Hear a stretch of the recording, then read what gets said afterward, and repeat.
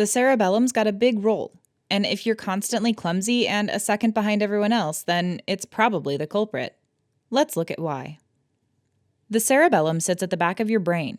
It's like your control tower for coordination and everything that entails, like balance, movement, timing, and even attention regulation. On the ADHD iOS, this control tower is smaller and less active than the neuronormal iOS.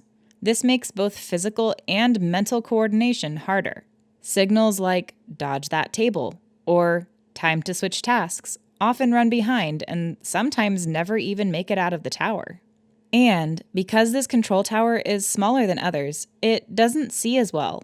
Anticipation and prediction that normal brains experience take a second longer, so you might miss the punchline of a joke, shift in a conversation, or not put together the domino effect of missing flour. Feeling like we just summed up your whole life? Don't worry, there's tools and tricks to support that underpowered cerebellum.